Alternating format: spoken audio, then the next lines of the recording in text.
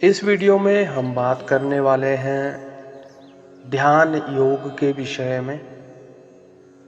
ध्यान योग के विषय में क्या क्या सावधानियां हैं और कौन कौन सी ऐसी बातें हैं जो ध्यान योगी को मार्ग से भटका सकती है। और इसके अलावा ध्यान योग को सिद्ध करने के लिए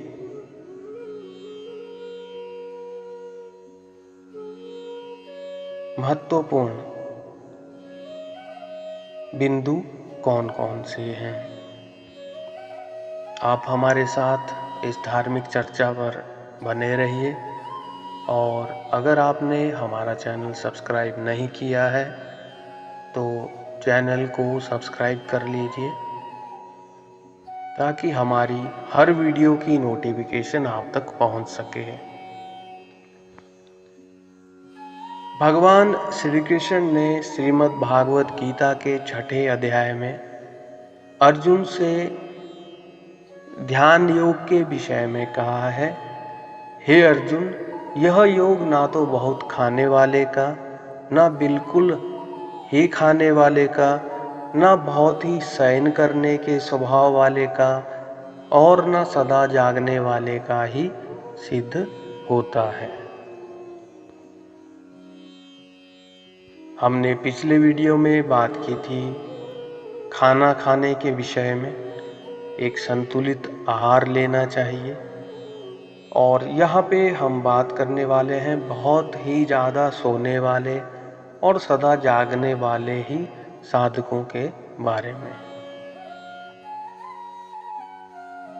उचित मात्रा में यदि नींद ली जाए तो इससे थकावट दूर होकर शरीर में ताजगी आती है, परंतु वही नींद यदि आवश्यकता से अधिक ली जाए तो उससे तमोगुण बढ़ जाता है, जिससे अनवरत आलस्य घेरे रहता है और स्थिर होकर बैठने में कष्ट मालूम होता है। इसके अतिरिक्त अधिक सोने में मानव जीवन का अमूल्य समय तो नष्ट होता ही है। इसी प्रकार सदा जागते रहने से थकावट बनी रहती है और कभी ताजगी नहीं आती। शरीर, इंद्रिय और प्राण शिथिल हो जाते हैं। शरीर में कई प्रकार के रोग उत्पन्न हो जाते हैं और सब समय नींद तथा आलस्य सताया करते हैं। इस प्रकार बहुत ज़्यादा सोना और सदा जागते रहना दोनों ही ध्यान योग के साधन में विघ्न करने वाले होते हैं। अतएव ध्यान योगी को शरीर स्वस्थ रहे और ध्यान योग के साधन में विघ्न उपस्थित ना हो, इस उद्देश्य से अपने शरीर की स्थिति, प्रकृति, स्वास्थ्य और अवस्था का ख्याल रखते हुए ना तो आवश्यकता से अधिक सोना ही चाहिए और ना सदा ही जागते रहना चाहिए। भगवान अर्जुन से कहते हैं, दुखों का नाश करने वाला योग तो यथा योग्य आहार विहार करने वाले का, कर्मों में यथा योग्य चेष्टा करने वाले का, भगवान श्री कृष्ण ने यथा योग्य सोने तथा जागने वाले का ही सिद्ध बहुत कुछ है। कहा है। यहाँ पर उनके भक्तों के क्या क्या प्रकार आहार होते हैं विहार करने वाला और उन भक्तों में कौन कौन आता है। तो खान पान की वीडियो को वस्तुओं अंत का तक नाम देखें आहार और हमारे चैनल को और चलने सब्सक्राइब फिरने करें की क्रिया का नाम अगर आपने अभी तक नहीं किया है, ताकि नए ये वीडियोस की दोनों नोटिफिकेशन जिसके उचित आप तक स्वरूप में पहुंच सके। और उचित परिमाण में ने हो, कहा है उसे कि युक्त आहार विहार करने वाले वाला कहा करते हैं। जो भक्त होते हैं खाने चार पीने की प्रकार के वस्तुएं होते हैं। ऐसी होनी चाहिए अर्थार्थी जो भक्त, अपने वर्ण जिज्ञासु और भक्त, आश्रम धर्म के अनुसार ज्ञानी सत्य भक्त और और न्याय के आर्त द्वारा भक्त। प्राप्त हों। भगवान ने कहा है जो अर्थार्थी भक्त होते हैं रजोगुण वो और अपनी तमोगुण कामनाओं को की बढ़ाने पूर्ति वाली के ना हो, लिए सिर्फ भगवान पर ही निर्भर पवित्र हो, रहता है अपनी और प्रकृति, इसके लिए स्थिति भगवान का और भजन रुचि करता के रहता है प्रतिकूल ना हो, तथा योग साधन में अर्थार्थी जो भक्त सहायता होते देने हैं वाली उनमें हो।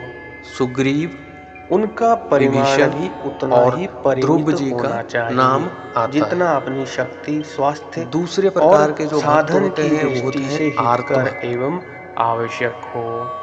आर्तभक्त वो इसी होते हैं प्रकार जो घूमना शारीरिक या फिरना भी मानसिक उतना ही संताप, चाहिए विपत्ति, जितना अपने लिए शत्रु भय, आवश्यक और रोग, हितकर हो। अपमान, ऐसा नियमित चोर, और डाकू, उचित आहार विहार से शरीर, इनके इंद्रिय अत्याचार और मन में सतोगुण बढ़ता है तथा उनमें निर्मलता, प्रसन्नता और चेतनता की वृद्धि हो जाती है, जिससे ध्यान योग सुगमता से सिद्ध होता है।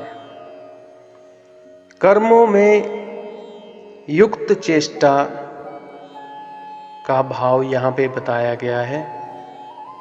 वर्ण, आश्रम, अवस्था, स्थिति और वातावरण आदि के अनुसार जिसके लिए शास्त्र में जो कर्तव्य कर्म बतलाए गए हैं उन्हीं का नाम कर्म है। उन कर्मों का उचित स्वरूप में और उचित मात्रा में यथा योग्य सेवन करना ही कर्मों में युक्त चेष्टा करना है।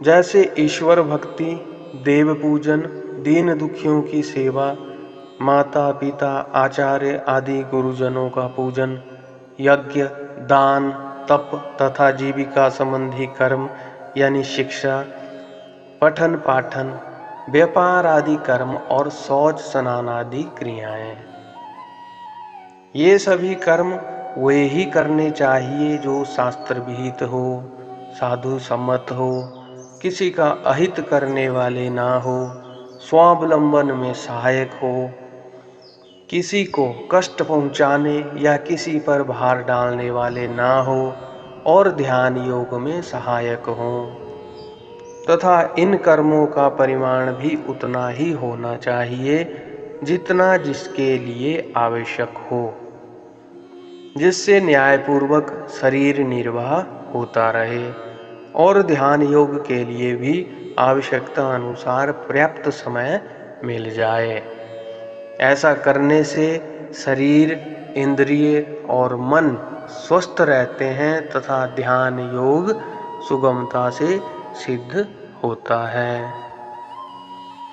युक्त सोना और जागना चाहिए। इसका अर्थ यह है कि दिन के समय जागते रहना और रात के समय पहले तथा पिछले पहर में जागना और बीच के दो पहरों में सोना। साधारणतया इसी को उचित सोना जागना माना जाता है।